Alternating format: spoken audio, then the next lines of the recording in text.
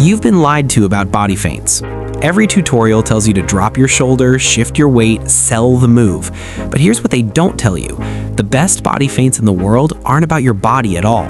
They're about your opponent's brain. And once you understand how to hack that brain, how to plant false information into their nervous system before you even touch the ball, you'll realize that beating a defender isn't about being faster or stronger. It's about being 3 seconds ahead of a moment that hasn't happened yet. By the end of this video, you won't just know how to body feint, you'll understand the invisible game that Messi, Neymar, and Vinicius Jr. have been playing all along, and you'll have the exact framework to make defenders look foolish without ever needing to rely on pace. Let's start with something that sounds impossible. The best body feints happen when you're standing completely still. I call this the phantom shift. It's not a move, it's a suggestion. Watch Messi when he receives the ball with his back to goal. Before he even controls it, his shoulders are already tilted, his hips are already angled, his head is already looking left. The defender reads all of this. Their brain is processing, he's going left. Their weight shifts, their hips open, and that's when Messi spins right with the ball glued to his foot, and the defender is already lunging into empty space. What just happened? Messi didn't feint with his body, he feinted with information. He gave the defender a story, and they believed it. The phantom shift works because human beings are prediction machines.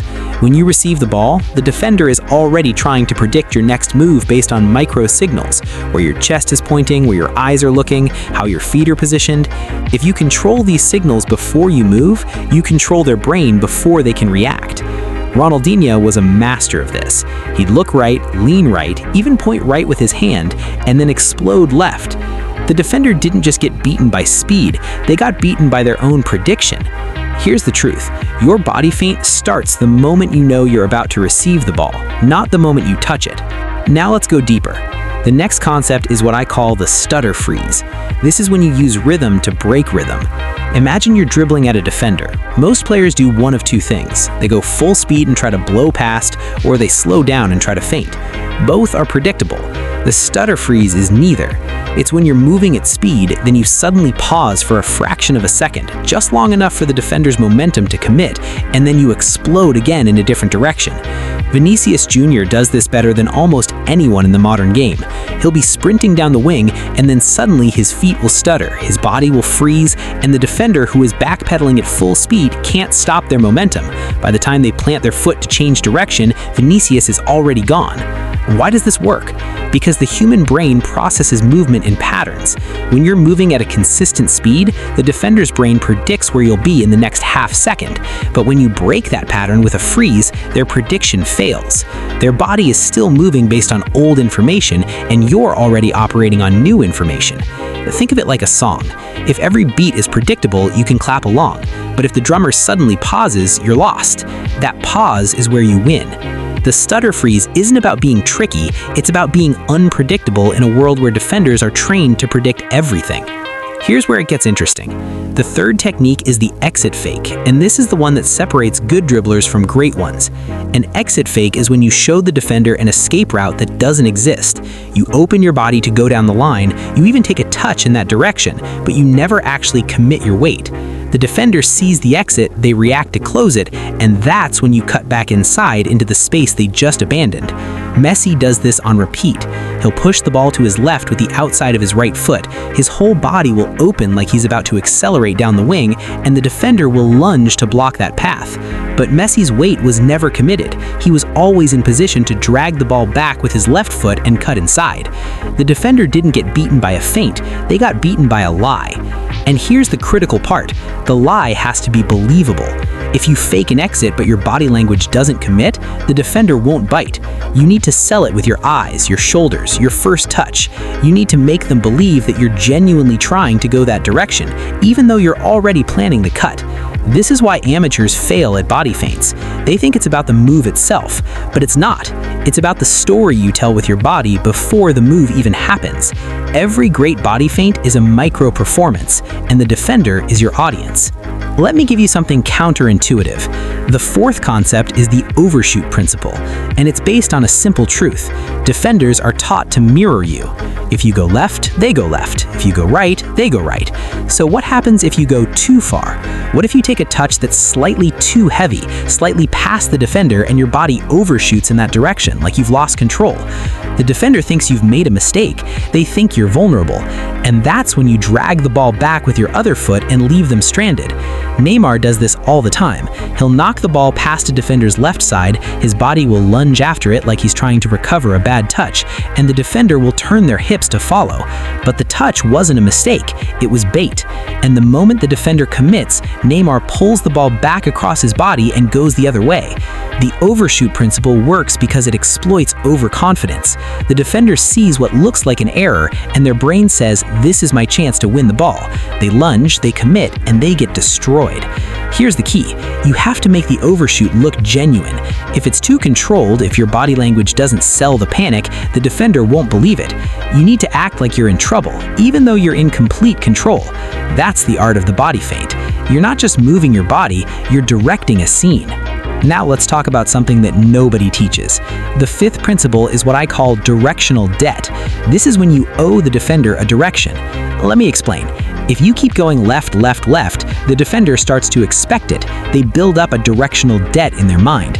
They think he always goes left, and that expectation becomes a weakness, because the moment you go right, they're frozen. Their brain is so committed to the pattern that they can't react in time. Arjen Robben built an entire career on this. Everyone knew he was going to cut inside onto his left foot. Everyone. Defenders studied it, coaches planned for it, and yet he still destroyed them. Why? Because even when you know what's coming, if the execution is sharp enough and the timing is perfect, your body can't react fast enough to stop it. But here's the twist. Robben would occasionally go down the line with his right foot just to reset the debt. He'd pay it off just enough to keep defenders guessing. That's the genius of directional debt. You build the expectation, then you break it at the perfect moment. As an amateur player, you can use this in small-sided games or one-on-one situations. Go the same direction twice, let the defender think they figured you out. Then the third time, go the other way and watch them collapse. Here's the uncomfortable truth that will change how you think about body feints forever. Most players feint too much. They think more movement equals more deception, but the opposite is true. The best body feints are minimalist. They're a twitch of the shoulder, a half step, a glance. Messi doesn't throw his whole body into a feint because he doesn't need to. He gives the defender just enough information to make a decision, and then he punishes that decision. This is the concept of the micro feint. It's the smallest movement that produces the biggest reaction. A slight drop of the shoulder while the ball is rolling, a tiny shift of weight onto your back foot before you accelerate, a quick glance over one shoulder before you turn the other way. These micro movements are processed by the defender's subconscious before their conscious mind can analyze them. By the time they realize what happened, you're already past them. The reason this works is rooted in neuroscience. The human brain processes visual information faster than it can process decision-making. When you give a defender a visual cue, their body starts reacting before their mind finishes thinking. That split-second delay is where you operate. That's the gap where Messi lives, and that's the gap you need to find. Let's bring this all together with the final principle, the illusion of choice. And this is the highest level of body feinting, and it's what makes the greats look like magicians. The illusion of choice is when you give the defender two options, make both options look equally dangerous, and then punish them for choosing either one. Here's how it works. You're dribbling at a defender. You open your body to go right, but you keep the ball close enough to cut left. The defender has to choose. Do they commit to blocking the right, or do they stay central and react? Either way, they lose. If they commit right, you go left. If they stay central, you go right with speed. Vinicius does this on every dribble. He never commits his body fully in one direction until the defender has already made their choice. And once they choose, he goes the other way. The illusion of choice is about control. You're not reacting to the defender, you're making them react to you. You're creating a situation where every option they have is wrong. And that, right there, is the secret to elite dribbling.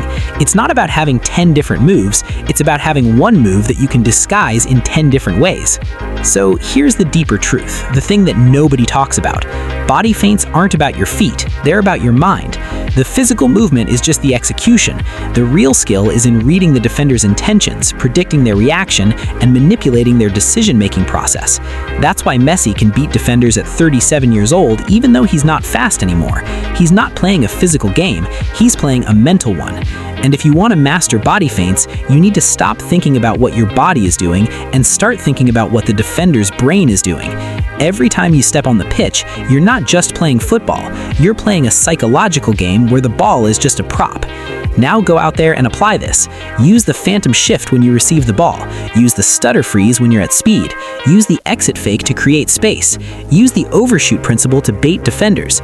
Build directional debt and pay it off at the perfect moment. Master the micro feint, and when you're ready, create the illusion of choice. And if you want to go even deeper, if you want drills, breakdowns, and a community of players who are serious about this craft, join our Discord. We're building something real. It's got every drill, every principle, every framework you need. But most importantly, go play. Go test this in a real game. Because body feints aren't learned in tutorials. They're learned in the chaos of a one-on-one, when a defender is breathing down your neck and you have half a second to make them look stupid. That's where the magic happens. That's where you become dangerous.